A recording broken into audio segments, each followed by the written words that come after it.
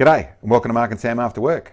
Today I've got an overview video on reticles, a little bit for the novice, a little bit for the experienced shooter, basically to try and help people understand what different reticles are used for, a little, like I said, an overview of that side of things, what they're used for, and when you're choosing a reticle to try and help with that. A little bit of what we use and why we use it, but that's what this video is about. Just before I start the video and talking about that sort of stuff, listen, anyone who isn't subscribed or people aren't subscribed who like our stuff, please subscribe, hit the subscribe over there, really help us. Also hit that bell, that really works in the way of getting the notification to you so you can see what we're up to and what videos we're putting out. And for the people that can, if you're able to support us would be great. We do this all out of our own pocket, so we rely on people's support to keep us going, so that would really be great. Few ways to do it. There's a PayPal link below this video. There's also, if you go to the 4AW icon, that'll take you to our channel page, and on our channel page there's a PayPal link on the banner there that will let you go and do donations. There's monthly subscriptions you can set up, all that sort of stuff is in there. Or you can go to our web store. Over there we have support bits as well. We also have parts that we sell, stuff that I've designed for our extreme long range precision shooting, which helped me, and it's stuff we've made available for people to buy as well. But anyway, I'll let you get onto the video. Here we are, all about reticles. We have the duplex reticle to start off with, which is the most simple, old style, simple set of crosshairs, and where crosshairs came from. Really a hunting reticle, gives you very good clear vision everywhere else, and just a center point. You find some of them with illuminated center point, but they just have a crosshair or a little gap or a little dot or whatever it is. But very simple and clean, and not made for doing holdover, and that means holding off the target by X amount, because you don't have any reference points. You can still do it, but it's not made to do that sort of stuff. It's made for really your hunting or target. There are target scopes like that as well, keeping everything else clear so you can see everything else and just having some lines to run with. In some cases, there's some old scopes that would just have a center post, so you're just after that center point to look at. So good for that, not so good for a lot of other things, but really a nice clean way to do things in the way of a hunting scope. The next level of things, which is, there's two things where they go into, which is permutations of that same thing. One would be your mil dot, which you see in a lot of the cheaper Chinese scopes and that sort of stuff, and sometimes done terribly with very broad, big crossbars and big dots, and really quite crudely done. It'll still work, but to be truthful, you really want to keep that fairly clean. And then there's a balance between, fairly sharp and fairly fine, but there's a balance between where you're using it and what suits you. Money's one of them. It's one of the things that you spend more money, you get better reticles. There is a bit involved with building a reticle, but it's something that still there are some basic mil dot scopes that work really well. I tend to, even on my hunting stuff, and especially on the low power hunting stuff, like to have a mil dot or a BDC. I'll explain that in a minute, but that basically gives me another point of reference to aim at. So when I know that trying to shoot something with a 22 at 150 yards, I know that I've then got to hold over. I've got to actually put it down to 1 or 1.5 or 2 or whatever it is, and I learn where it is on that scope through how far I'm shooting. I've actually got to hold over to give myself more elevation. So I do that largely like that, with a simple mil dot, and then learn my scope. I learn the rifle, I learn the trajectory, so I know how many dots I've got to hold. A BDC is a bullet drop compensator. What that means is you can buy them in various forms. So there's a lot for the military style of rifles and that sort of stuff. So 223, 308, coincidentally, they tend to have a very similar bullet drop. But that actually tells you. So you can actually have in there, whether it's written in it or you know it, is that the first one is for 100 yards, the second one is for 300 yards, the third one is for 600 yards, or whatever it is. But there is a point where it tells you how far to drop, and some of those will also have wind compensators. So when you have a set value of wind, and you'll go through and read your instructions and what it is, it'll also tell you that if you are then shooting at 600 yards and you've got a 5 mile an hour full cross direction wind, then you hold here and here. So that is the point that you then hold on to actually shoot to get onto target in that situation.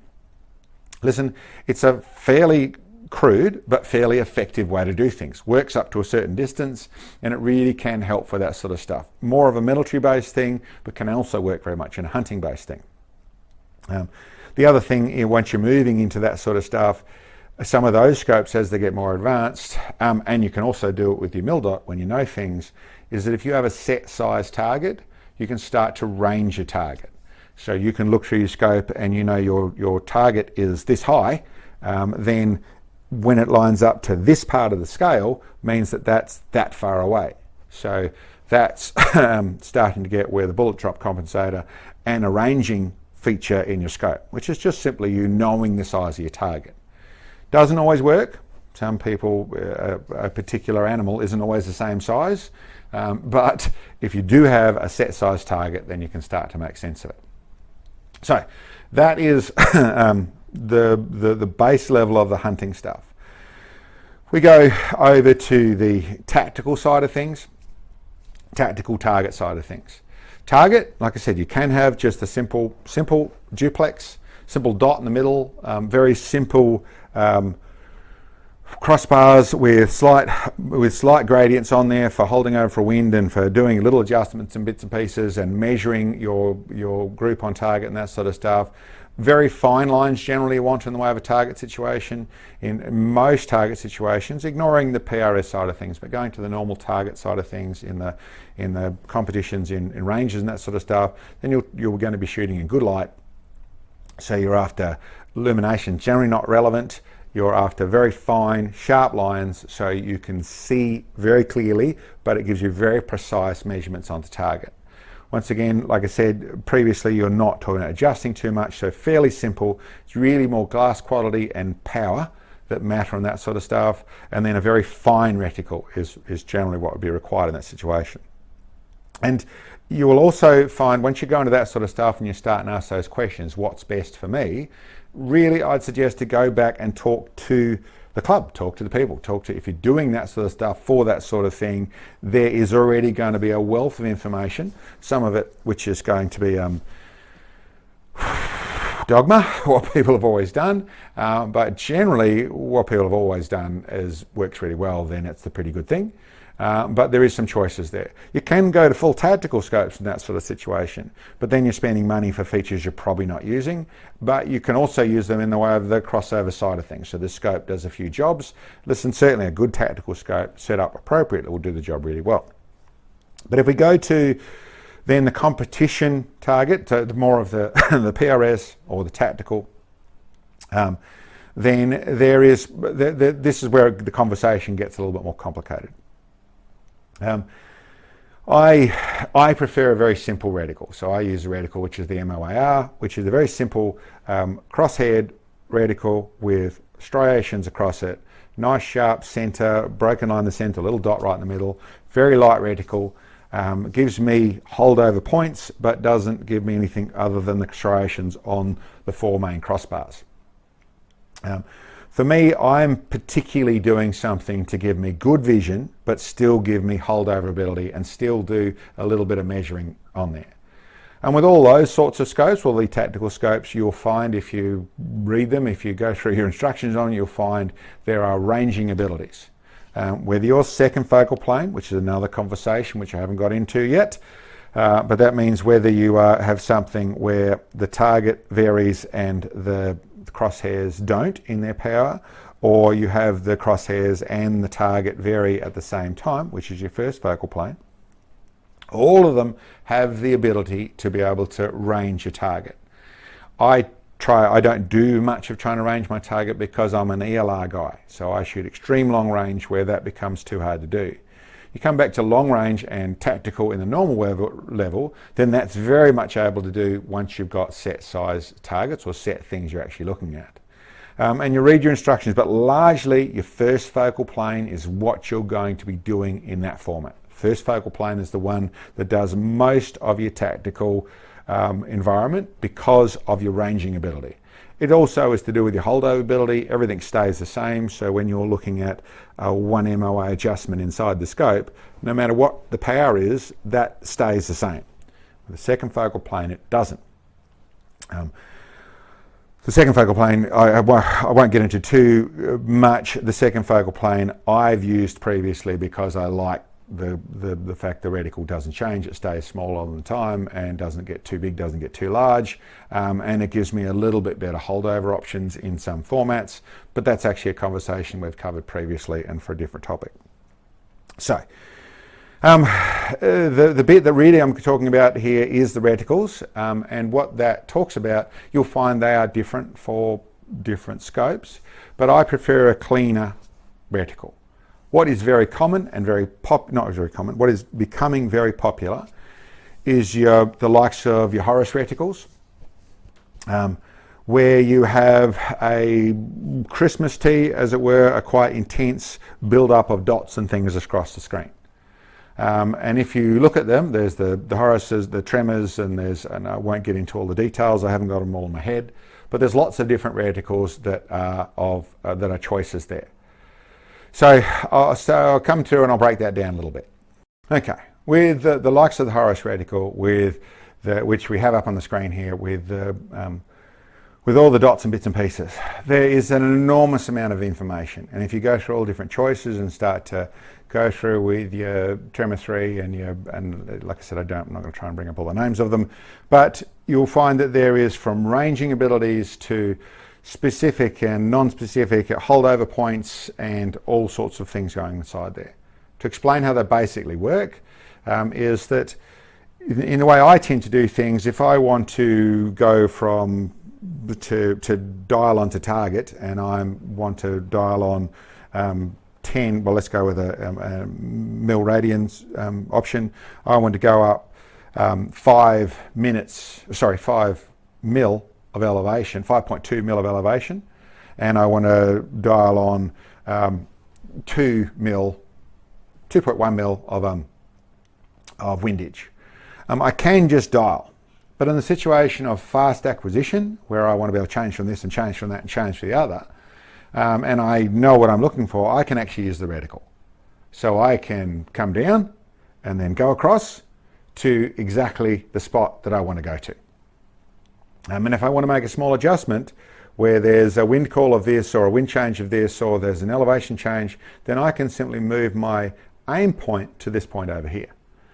So it means without dialing, to be able to go through a course is completely conceivable.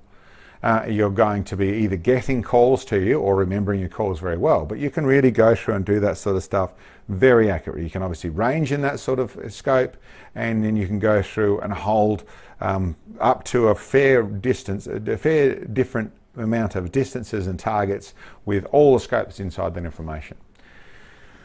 So I'd hear people saying, well, listen, that'd be good for everything, wouldn't it? Well, listen, I suppose there's a couple of things I would say. One is it depends on the type of shooting you're doing.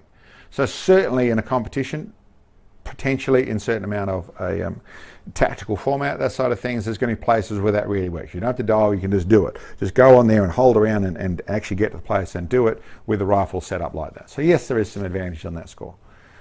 There is some disadvantages I find in a couple of different ways.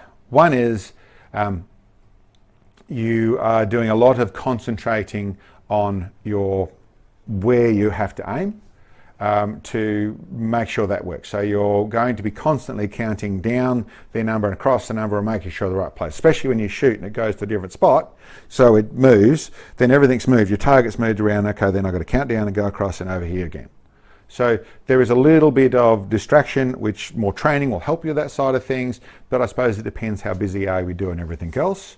I don't mind the feature for the stuff I do of being able to dial on. I don't need to concentrate on other stuff. I know where I was aiming because my crosshairs are on there, and when I see my impact go to a different place, my head can just go to, okay, I know where I was aiming, I know where I saw. There's no questions about that stuff. I'm not trying to make an adjustment of where I think I was rather than where I actually was.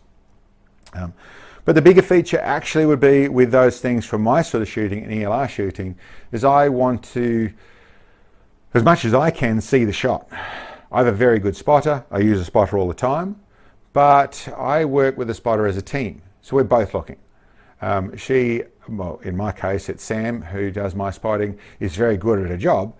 But two things that actually matter there. One is we're trying to keep the flow going, we're trying to keep onto things, and she's making a call of what she saw in her head from her perception as quickly as she can. Now, a lot of the times that is spot on. Sometimes, especially when we're getting close to target, that might be a little bit out. She might say 4 targets, which is the way we do things. And it was only actually 2 targets, or vice versa, yada yada. Thing is, for us, and the way we do things, her call is to let my brain know where it was. And I generally have that vision. The moment she's called it, I have that vision as well. So a lot of the calls that I get are things to help me look where I should be looking. I get to see the dust trail, I get to see that sort of stuff. So I have a precise thing through the fact of Sam's help. And there's sometimes where her scope wobbles, or she didn't get to see, she wasn't looking in the right place, or that sort of stuff, but I was looking. So what I want, as much as possible, is I don't want dots in front of me. I want as cleaner optics as possible. So, and if you watch this footage I put together here, you can see that, in actual fact, yeah, you can see that if you have that reticle in front of you, especially in that extreme long range when you're looking for very small impact points, that becomes really hard to actually see, because there's something else that's constantly moving. Keep in mind, that's how it works. Everything is moving in front of you, whether there's a little bit of mirage, whether there's a little bit of rifle movement, especially on impact of rifle, once it's just been fired, all that sort of stuff. But those dots are suspended in front of things, which can distract you from the little impact you're looking. So for me, a clean reticle really works, but it's also the fact that I really want to have dialed on, and I use holdover very little bit. Right and low.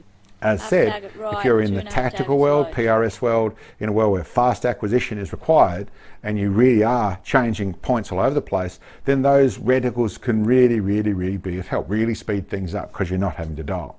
You're in a competition, to be truthful, even in a 22 competition, which one of the extended ones where you're going from a 50-yard target to an 80-yard target to a 120-yard target and you've got to quickly go all over those places. You can even use a big scope like that with the likes of the Tremor 3 or something like that, where you have your holdover points. There's also, as said, a lot of tactical points that go in those situations. I should say, in the way of being able to measure a target, being able to work things out with what your reticle's inside there. And then there's a range of crossover reticles as well that have that more information inside there. And I suppose what I would come to in making those decisions, one is obviously do your research on how it works and understand all that side of things. It's a feature that I tend to avoid unless I can really see some benefits. There are things like that. The extra. What I'm actually talking about is that shiny ball that sounds really interesting and it sounds really flash. To have that for the sake of having it when you don't really need it, the reticle is not a place I would put it. I try and keep them as functional as possible and as distraction-free as possible.